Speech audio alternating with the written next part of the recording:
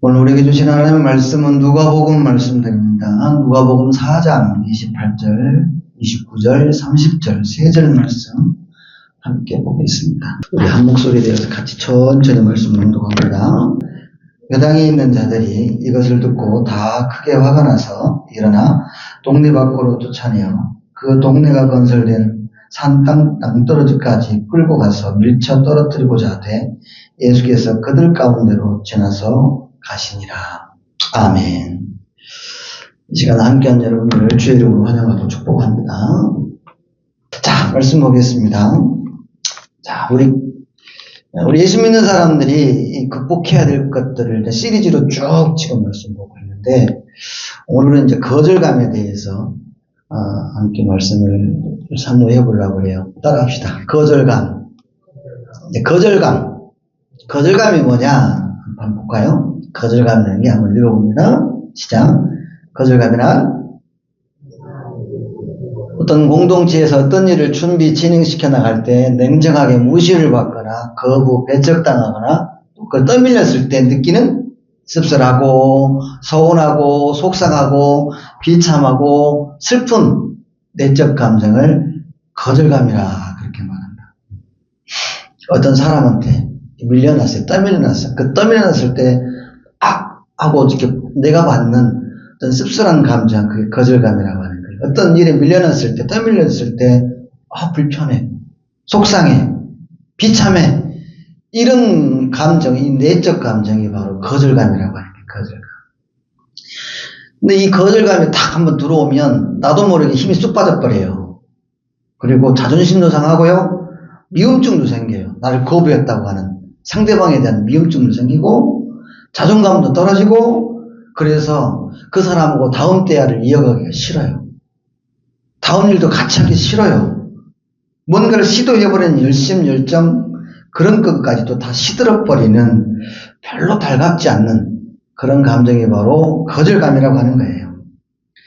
그래서 그냥 넘기기도 어렵고 그냥 마냥 불편하기만 한, 오늘도 어제도 그런 보도가 있던데 점점 봄이 가까운 모양이에요. 봄이 가까우면서 날리는 게 바로 미세먼지잖아요. 미세먼지는 요새 좋은 게 하나도 없거든요. 좋은 게 하나도 없어요. 그럼 미세먼지 같이 갑자기 들어오는 감정이 바로 이 불청객 감정이 바로 거절감이라고 합니다. 거절감. 이 거절감은 내가 좋아하는 사람한테 고백을 했어. 내가 너를 좋아해. 그런데 나 너 싫어. 이렇게 고백을 거절당했을 때, 또 어떤 이력서를 냈는데 당신은 우리하고 어울리지 않는 것 같습니다. 탈락시켰을 때, 탈락 통보를 받았을 때 그때 느끼는 씁쓸하고 불편한 감정이 바로 이 거절감이라고 하는 거예요. 내가 속한 공동체나 모임에서 최선을 다해서 나 나름대로 힘써서 봉사를 했어. 그런데 나의 힘씀과 노력에 대해서 그걸 알아주질 않는 거예요. 그건 누구도 다 아는 거거든. 생색내지 마.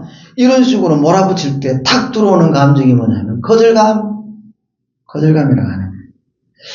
그렇게 냉담한 반응을 봤을 때 이 가슴이 싸해지거든요. 또 예수 십자가 복음 전한다고 전도지를 걷는데 이런 걸 이렇게 손을 탁 뿌리쳐요. 그때 느끼는 냉담한 반응을 느낄 때 이 안에 들어오는 감정이 바로 거절감. 내가 이렇게 요즘에 우리가 녹화해서 또 편집해서 유튜브에 영상을 올렸어요. 그래가지고 영상을 또 보냈는데 왜 영상 나한테 보내냐고 불편한 소리 했을 때 듣는 그게 바로 느낌이 거절감. 이런 걸 받을 때 뭐가 나냐면 마음에 상처가 나요. 그래서 이 거절감은 곧 내 마음의 상처로 와요. 지난주에 전에 알고 있던 어떤 청년이 저를 찾아왔어요. 좀 만나자고 해서. 요새 계속 그런 청년들을 많이 만나는데 청년이 날 찾아왔어요. 만나자고 해서. 그래서 점심 무렵이라 밥 먹자. 그래서 밥을 먹는데 이런저런 이야기를 이렇게 어떻게 잘 지냈냐 어쩌냐 이렇게 이런저런 안부를 묻다가 그 청년이 자기 속 이야기를 하는 거예요. 어떤 이야기를 하냐면 본인이 오랫동안 준비를 했대. 그리고 소망을 했대요. 전대를 다니는데 들어간 과가 별로 마음에 안 들어서 다른 과로 이제 전과를 하고 싶은 거야. 그래서 미리 준비를 했대요. 그래서 이제 이 과에서 저 과로 이제 전과 준비를 하려고 열심히 노력해서 이제 기회가 왔다 싶어서 대학 측에 이제 원서를 냈는데 아예 자체 대학 측에서 거부를 했다고 하는 거예요. 전과를 할 수 있는 기회가 탈락이 되고 거절을 당해버린 거예요. 그래가지고 이 청년이 마음 상처가 너무 나가지고 낙심이 된 거지. 마음이 꺼져버린 거예요. 얼굴에 수심은 가득하고 어깨는 처지고 자존감도 떨어져 있고 평소에 그렇게 씩씩하던 청년이었는데 막 풀이 죽어 있는 모습을 보니까 보고 있는 저마저도 참 마음이 안 좋은 거 있죠. 속상한 거예요.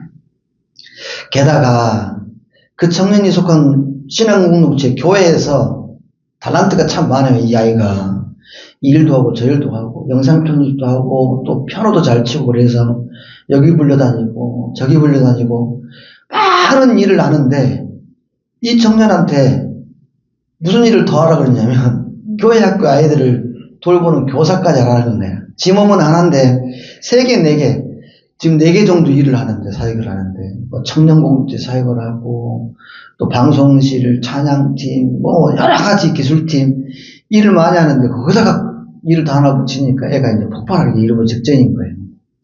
지 일은 돼도 않는데 교회에서는 그냥 부담스럽게 일 저 일 다 떠맡기고 자기를 알아주지도 않는다는 거지. 조금만 해주면 내가 좀 마음 추스리고 금방 할 텐데 그 마음 하나 안 알아주고 들으려고도 않고 고민도 안 들어주니까 이게 이 친구가 아주 폭발하게 딱 일보 직전인 거예요. 목사님 나 어떻게 하면 좋아요? 교회가 싫어요. 이제 교회에 대한 거절감까지 오기 시작을 한 거예요. 뭐 저보고 그래요. 우리 교회 왔었거든요. 목사님 교회 너무 이쁘고 좋은데 다음 주부터 우리 교회 여기 드림교회 와서 예배 드리면 안 되겠냐고 그러는 거예요. 제가 뭐라고 할게요? 그럴까요? 아직 그거 아니야. 너 속지 마 아직. 최선을 다해 네 사역지에서 봉사해. 그리고 나서 정말 아니다 싶다. 내가 정말 숨구멍이라도 찾는 심정으로 이 교회 와서 나랑 같이 예배 생활을 시작한다면 모를까. 일시적으로 그냥 드는 거절감 때문에 라고 한다면 그건 마귀한테 속는 거니까 잘 판단해. 이 거절감은 의외로 마음에 아픈 상처를 남겨요. 그래서 자꾸 우리 인생의 발목을 잡는단 말이에요. 뭔 일을 못하게 만들어. 누구를 만나지 못하게 만들어. 거절감 때문에. 그래서 이 거절감은 하루빨리 하루속히 되도록이면 빨리 털어놓고 지내는 게 참 좋겠다. 참 좋겠다. 그렇지 않으면 동생을 죽인 가인 그런 가인과 같은 어떤 실수 범죄를 저질 수 있기 때문에 그렇다고 하는 거예요. 여러 번 말씀을 드렸어요. 그렇잖아요. 가인도 동생과 같이 예배를 하나님께 드렸단 말이에요. 같이 가인도 드리고 동생 아벨도 드리고 이렇게 제사를 드렸어. 그런데 하나님께서는 누구 것만 받으세요? 동생 아벨 것만 받으세요. 가인 것은 안 받은 거예요. 하나님은 왜 내 제사는 안 받고 동생 것만 받으세요? 하나님에 대한 거절감이 생겨버린 거예요. 그러다 보니까 이 거절감 때문에 마음이 깨져가지고 불편해져서 절대로 해서는 안 될 마음을 못 지켜가지고 그 안에 시기질투가 확 타올라서 미움증이 생기다 보니까 들지 않아야 될 돌을 들어가지고 동생을 친 거잖아요. 이 마음을 못 지키게 만드는 게 바로 또 이 거절감인 거예요. 그래서 이 거절감 같은 건 하루빨리 털어낸 게 좋다 나쁘다? 좋다. 우리 사회에서 심심치 않게 일어나는 스토킹, 데이트 폭력, 또 교제살인 이런 모든 것들이 다 어디서부터 비롯됐냐면 다 거절감 때문에. 거절감이 바로 이런 심각한 사회범죄를 낳더라. 왜 내 고백을 안 받아줘? 왜 나를 안 만나주냐고? 거절감이 들어가지고 그때부터 이렇게 욱하는 것이 나오는 거거든요. 네가 나를 거절해? 괘씸함 이런 분을 못 이겨가지고 사랑하는 애인도 때리고 그 가족도 죽이고 또 끔찍한 범죄를 계속 연이어서 저지르는 이 사회범죄의 가장 밑바닥에 저변에 깔린 나쁜 감정이 바로 거절감이라고 하는 거예요. 거절감. 그래서 이 나쁜 감정, 이 거절감은 빨리 털어내야 한다. 털어내야 한다. 이 거절감은 나한테 어떤 해를 끼치냐면 나를 좀 혐오스럽게 만들어요. 나를 거절했어. 그러면 나는 못났나 봐. 자기 비하, 자기 혐오, 나 같은 사람은 쓰레기야. 자기 학대까지 막 이어지게 되면서 자기를 막 괴롭히는 거예요. 거절감이 그래요. 근데 거기서 끝나면 좋은데 그게 아니라고. 다른 사람까지 못 살게 막 미워하고 증오하고 그래서 학대하고 막 그래서 분노, 혐오 감정이 일어나고 적대 감정을 일으킨단 말이에요. 게다가 우리 예수 믿는 사람들이 이 거절감이 확 들어오면 어디까지 번지냐면 하나님을 오해하기까지 해요. 하나님을 오해해요. 하나님은 내 기도 같은 것은 안 들어줄 거야. 이렇게 딱 손을 꺼버린다니까요. 거절감이 딱 들어오면. 사람에 대한 거절감이 오면 하나님에 대한 거절감이 생기는 거거든. 나는 죽자살자 성실하게 주의를 위해서 충성했어. 그리고 기도했어. 그런데 내 기도는 왜 안 받지? 나는 맨날 요 모양이고 맨날 이 자리지. 변하는 건 하나도 없고 맨날 그 자리고 일은 더 힘들고 하나님은 내 기도를 안 들으시는가 봐. 이거에 대한 딱 거절감이 들기 시작하면 하나님을 오해하기 시작을 해요. 그러면서 이어지는 게 뭐냐면 말씀, 하나님의 말씀, 이게 진짜야? 하나님은 살아계신 거 맞아? 하나님은 정말 날 사랑하실까? 이게 대한 의심이 들기 시작하고 의심이 결국 어떻게 번지냐면 하나님의 거룩한 사업을 방해하는 거치는 자로 오해할 수 있게끔 나를 이렇게 변질을 시켜놓더라고 하는 거예요. 변질시키는 아주 나쁜 곰팡이와 같은 게 바로 뭐냐면 바로 거절감이라고 하는 거예요. 거절감. 그래서 누차 말씀을 드립니다만은 이 거절감은 빨리빨리 털어라. 빨리빨리 해결을 하고 빨리빨리 잊어야 된다. 그럼 어떻게 털어낼 수 있냐? 이게 중요한 문제죠. 그 해결책이 바로 오늘 본문의 말씀이 있어요. 그 말씀을 들어봐야 되는데요. 적절한 답을 주고 있는 오늘 본문의 말씀. 자, 다 읽진 않았습니다. 다 읽진 않았는데 말씀 배경을 조금만 설명을 해드리면 뭐냐면 오늘 본문에 앞서서 우리 예수님께서 여기저기 다니시면서 회개하라. 내가 자꾸 하나님 나라에 갖고 왔으니 복음을 믿어라. 이런 말씀을 전하신단 말이에요. 막 다니셔요. 여기저기. 그러면서 성령의 능력으로 각종 병든 자들을 다 고치신단 말이에요. 어떤 환자? 문둥병자도 고치고 중풍 환자도 고치고 열병 환자도 고치고 또 말 못하는 이들도 고치고 귀신 들린 자도 쫓아내주시고 멀쩡하게 만들어주시고 게다가 어떤 곳에 가서는 회당장 야유의 집에 가서는 죽은 딸이 있었는데 일어나! 나를 내가 말씀으로 다시금 사람도 다시 살려내시고 이런 여러 가지 사역을 하신단 말이에요. 그리고 나서 그것만 하셨냐? 여기저기 회당에 다니면서 요즘 말로 교회를 치면 그곳에 가서 감춰져 있던 이전에는 아무도 말 안 해주었던 천국의 비밀을 예수님께서 하나 둘씩 비유로 설명을 해주시는 거예요. 말씀을 하세요. 그렇게 비밀을 가르쳐 주신단 말이에요. 자기들이 살면서 한 번도 들어본 적도 없고 본 적도 없는 수많은 이적과 신비한 지혜를 수많은 사람, 특히 갈릴리 사람들한테 보여주시고 가르쳐 주셨어요. 그러자 사람들이 그거 보면서 깜짝 놀라는 거예요. 와, 정말 한 번도 전에 본 적 없는 그런 대단한 분이 바로 예수님이네. 깜짝 놀라는 거예요. 그러면서 예수님한테 사람들이 우하고 몰려들기 시작을 하죠. 하다한 무리들이 예수님께 탁 달라붙기 시작을 하면서 예수님한테 나도 저 사람처럼 좋은 것을 얻을 수 있을까? 좋은 은혜 받을 수 있을까? 그러면서 예수님을 막 따라주시면서 예수님을 막 높여드린단 말이에요. 예수님을 놀라워하면서 칭송하기 시작해요. 그런 칭송들이 막 일어나는데 그때 예수님이 어디로 갔냐 하면 예수님의 고향, 어릴 적부터 나고 자랐던 곳이 어디냐면 나사렛 동네.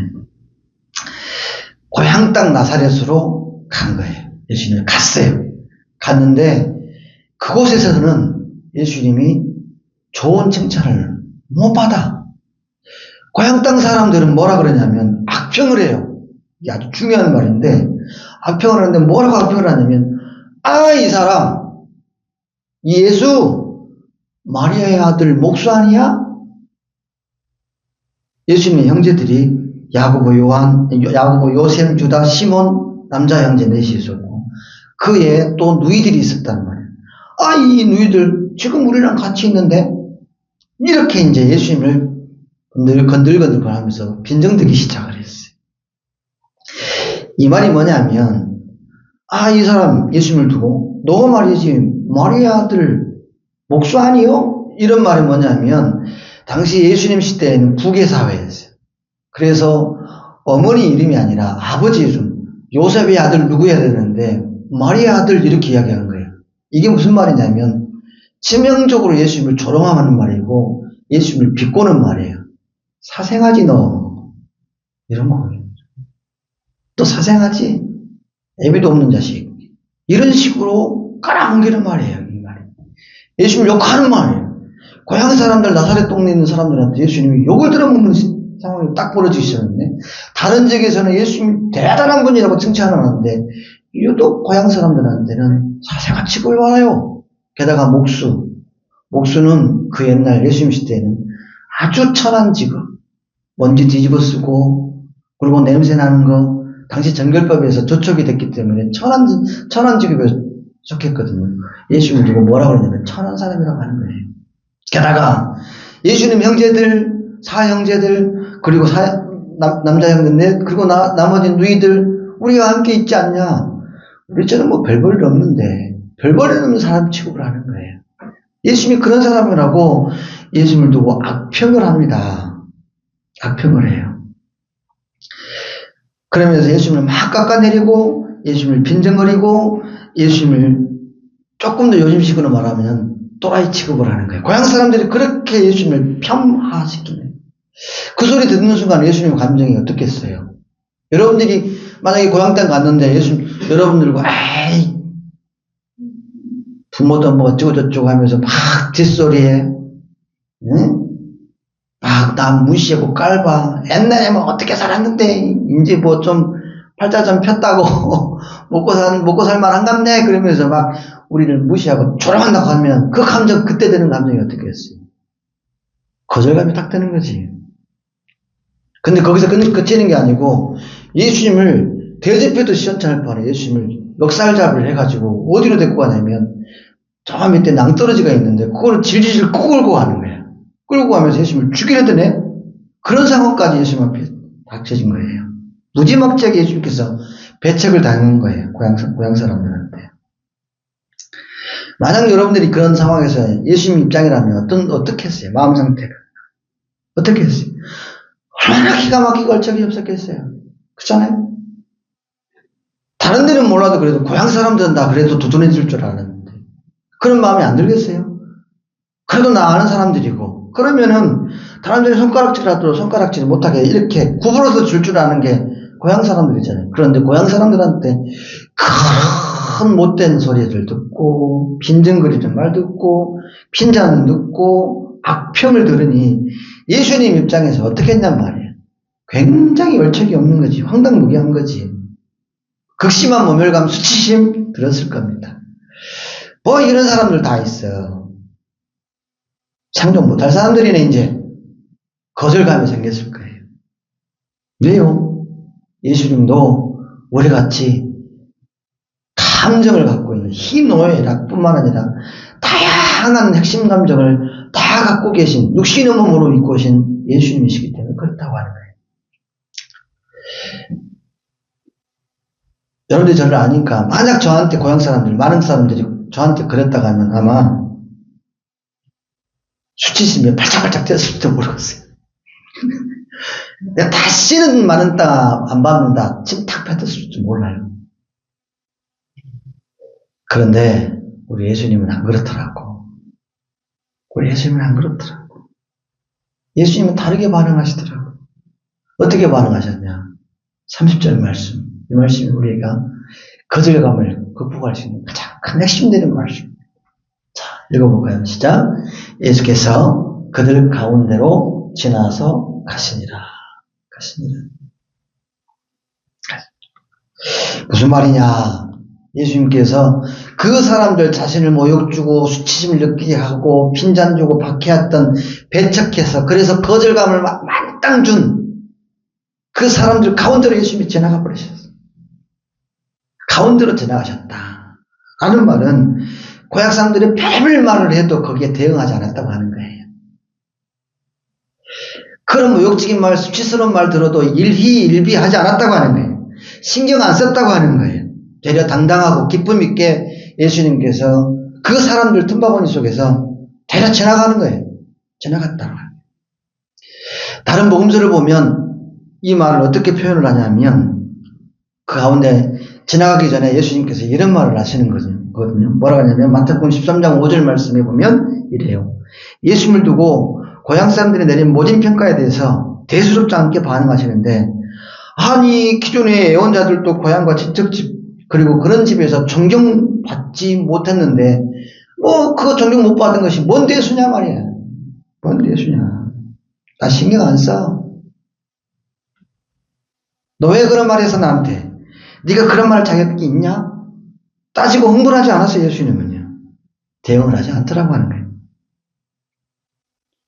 굳이 뭐 내가 거기서 너희들한테는 존경받을 만한 일을 뭐 할 일도 없거니와 받을 만한 이유도 없다. 안 한다 반들 뭐 내가 그거에 대해서 불편하지 않다고 하는 의연함을 예수님께서 딱 보여주시더라고 하는 거예요. 예수님께서 의연한 모습을 딱 보여주시는 모진 말 앞에서도 거절감에 들게 하는 핀잔과 박해적인 그런 말 가운데서 예수님께서 당당하게 딱 대응하시는 거죠. 대응을 하셨어요. 왜 그랬을까? 우리처럼 희노애락 모든 감정을 다 느끼시는 예수님께서 어떻게 그렇게 의연하면서 사람들 틈바구니 이렇게 지나갈 수 있었을까? 의식하지 않고 별로 대수롭지 않게 대응하면서 아이고 별거 아니야. 또 이렇게 당당하게 대응할 수 있었을까? 예수님이 무감각한 그런 분이라서요? 왜 그럴까요? 왜 그럴까요? 그림 한번 보여주시면 우리 예수님은 웃기도 하시는 분이세요. 잘 웃어. 감정을 갖고 계신 분이니까.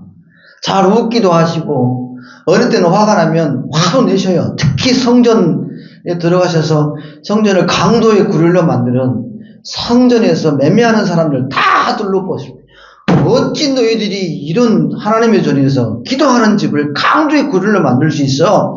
이 못된 먹은 놈들. 그러면서 다 상을 둘러보시고 그런 화도 내시거든요. 어느 때는 울기도 하셔요. 예수님께서. 특히 나사로의 죽음 앞에서 너무너무 마음이 아픈 거지. 당신이 사랑하는 형제였던 나사로가 죽었어. 그걸 보면서 따라하면서 그래요. 펑펑 우시는 거예요. 우시기도 하시는 거예요. 또 예루살렘 성전을 향해서 보면서 정말 안 돼. 큰일 났다 저서 그러면서 울기도 하시는 분이 바로 예수님. 그런 복합적인 감정, 우리가 느끼는 모든 감정을 다 갖고 계신 예수님께서 어떻게 그렇게 사람들이 이렇게 모진 말 가운데서도 핀잔 가운데서도 거친 말 가운데서도 의연하게 대처할 수 있었냐? 이게 우리의 핵심이에요.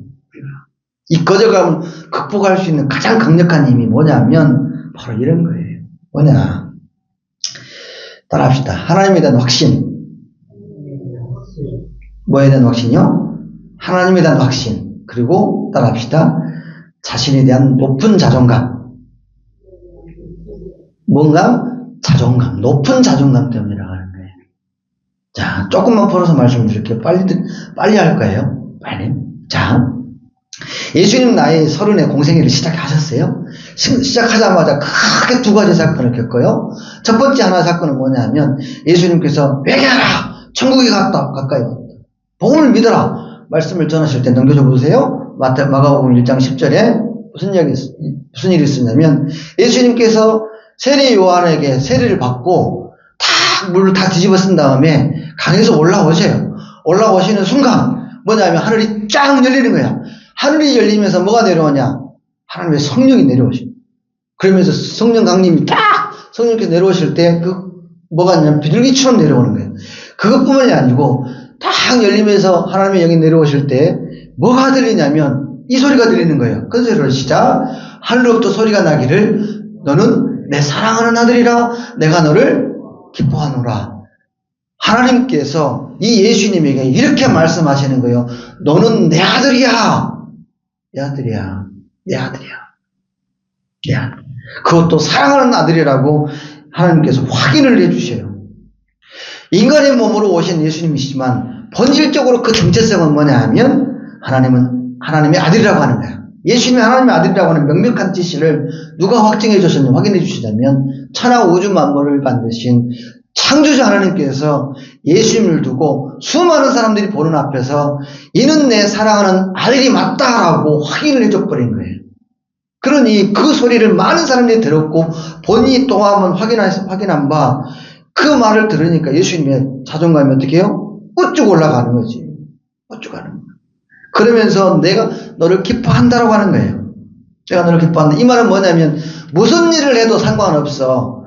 내 뜻이 바로 너 뜻이고 내가 원함이 너의 원함인 것이야. 그렇기 때문에 네가 행하는 모든 일은 내가 기뻐하겠다라고 하는 그 말씀인 거예요. 그 말씀.